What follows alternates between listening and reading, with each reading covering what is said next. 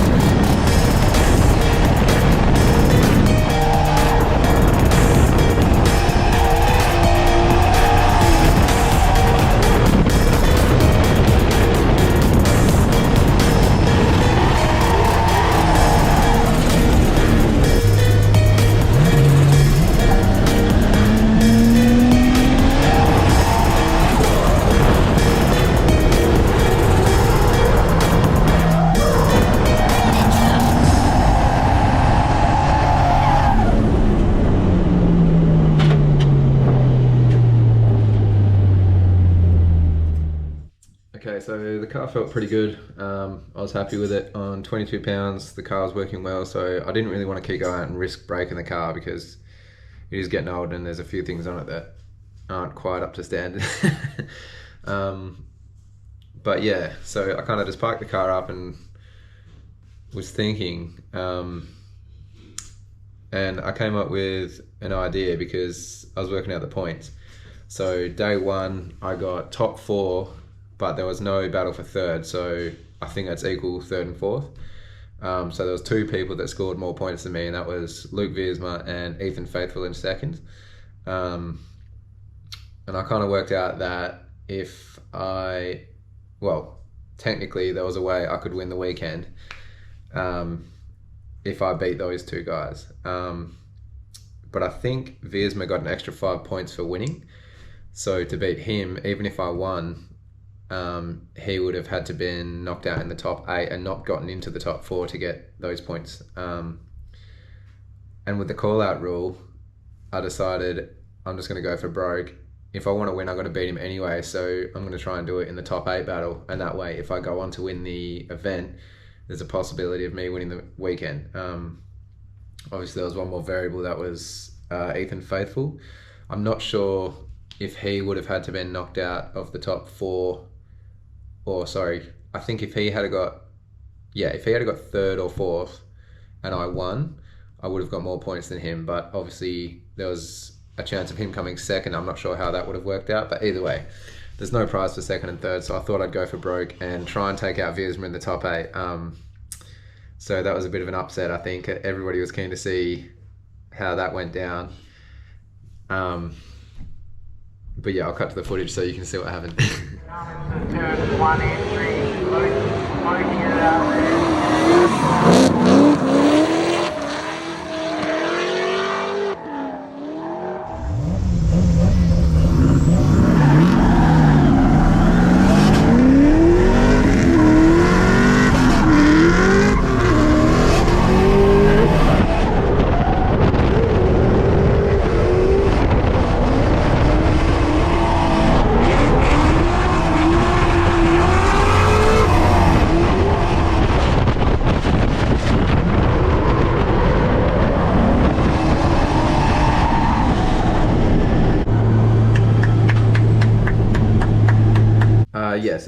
run went pretty well. There was a lot of smoke coming from Luke's car, but one of the good things about chasing a good driver is you can really put your trust in him. And I pretty much just held it flat and pushed towards his car because I knew he'd be on a good line. It's a bit hard to see, obviously, with the smoke. But yeah, Luke did a killer lead run, so I just followed that. I was super happy with the chase run. I was as close as I think I could have been in my car. So yeah, it was all going pretty well. Time for my lead run. There was a bit of a bump coming out of the first corner. I think Luke expected my car to be a little bit faster. I was going as fast as I could and he expected me to be a little bit further in front, I think. So he was kind of on the gas as I switched, and his front right wheel hit my left-hand side quarter panel. So there's a bit of a bump in the car. There is a rule that if the chase car hits the lead car and sends them offline, the points will go to the lead driver. But I didn't feel it was a big enough bump to try and play that card, and I think it's a bit unfair, if I'm honest. If I'd prefer to win, if both drivers go out there and do the best they can, I feel like it should be the best driver that wins, not because of a little bump and someone's played that card. I think try and keep it like a gentleman's agreement. If you can keep going, do it, and may the best driver win. So yeah, that's what I did.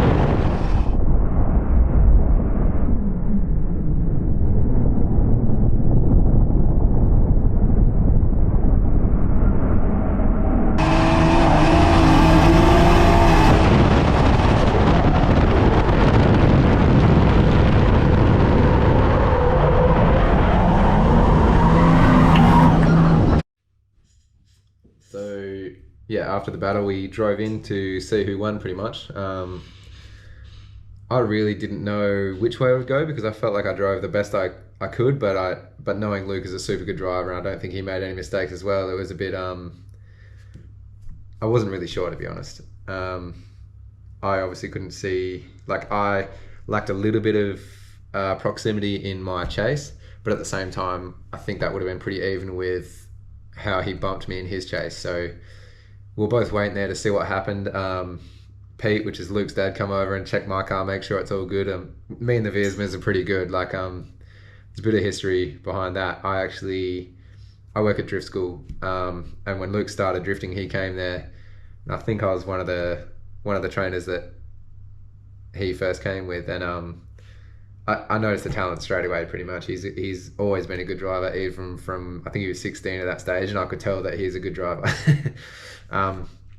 But yeah, we're good mates. We're happy to leave it all on the track and do the best we can, but may the best driver win. So it was good. Pete come over, checked my car, made sure I was all good. I had a quick look at Luke's car. It didn't look like it was damaged at all. So we were pretty much just waiting to see who won, and then the judges announced it was a rerun. So it was obviously too close for them to call a winner. So yeah, back to the starting line back up, try and do it again. Yeah, I'm good. Yeah.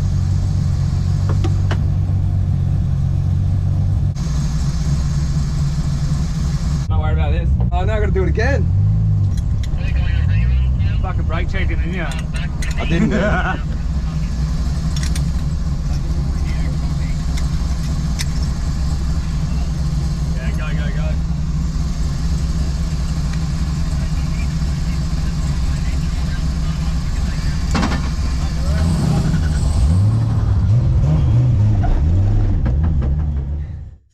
After watching the footage, I realised that some people might have thought I brake checked him on purpose. I just wanted to clear that up. I definitely didn't.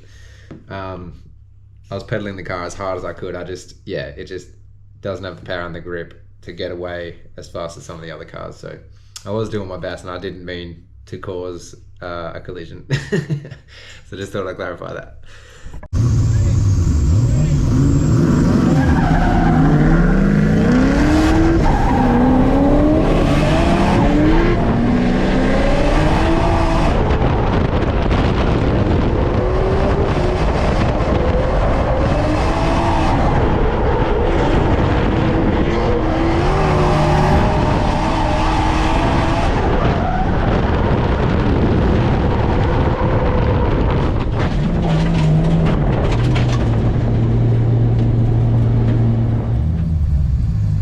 My tyre's pretty slippery, Luke.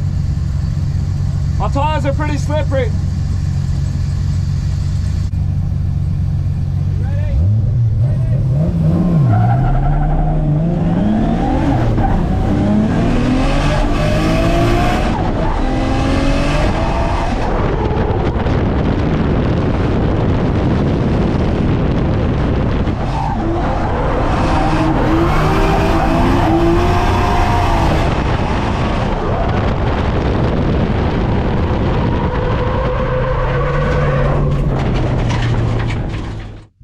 Okay, so in the rerun, I was chasing first again. It all went pretty well. I feel like the car definitely felt slipperier in the second run. Could have just been the tyres heating up from the first run, you know. So I came into the last corner, couldn't wash off the speed, similar to how I was driving when the tyres were pumped up too much. But yeah, so I ended up going off the track on the last corner, and that was when I kind of decided that unless Luke made a mistake, he was probably going to win, you know. So in my lead run, it all went pretty well. Same thing happened though. I don't know why. Like, I think at that point I had a decision. I could have braked really hard and made the corner, but I'd already come off the track in my chase run, and even if I did a really good lead run, I think it still would have gone to Luke. So, and there was obviously a massive risk of a collision if I braked really hard, because I don't think Luke would have expected that, you know. So I kind of decided just to let it roll and go straight through the corner. It just means that both of our cars wouldn't get damaged, and I don't think the outcome would have been any different if I did risk it anyway, you know. So it's better to save the cars. I've already lost the battle in my eyes, and that way Luke still has a car to go on with to try and win the event. So yeah, so after the battle, it was pretty obvious that I lost, so that knocked me out of the competition. Congrats to Luke for beating me once again. Beat me twice that weekend. But yeah, I got to watch the top 4 battles, which was pretty cool. The finishing results were: first place was Luke Viersma, second place Ethan Faithful, and finalists were David O'Halloran and Tezza Ingham. So congrats to those guys. Great driving. Since then, I have got the car tuned at Forged Automotive. I did a little video on that, just to show what's involved, sort of thing, what power difference it makes from 98 octane fuel to E85. Yeah, so if you want to see that, stay tuned. I'll probably have that out in about a week or something like that once I edit it. Yeah, after the car's tuned, it has a little bit more power, and I just wanted to explain how that would help me, because everyone just relates power to speed. But the difference for me is if I have more power in the car, it means I can run more grip in the rear end, just because the car was struggling to turn the tyres with the grip it had. If you have more grip in the rear end, it just means you can enter the car faster. The car will slow down a lot quicker. Also, the more grip you have in the rear end, the faster you can push out of the corner. So if you have a lot of grip and enough power to turn that grip, you can throw the car in a lot faster, stay on the gas, and it'll push out of the corner rather than just keep sliding sideways. I feel like that was the main weakness of the car over the weekend. Is it was just super noticeable how fast the other cars were coming one, slowing down, and two, going around the corner. I could manage to pedal the car to kind of just keep up in the straighter sections, but yeah, coming into the corners and going around the corners, I just had no chance of keeping up with Luke, for instance. So hopefully this extra little bit of power will allow me to run the grip to do that.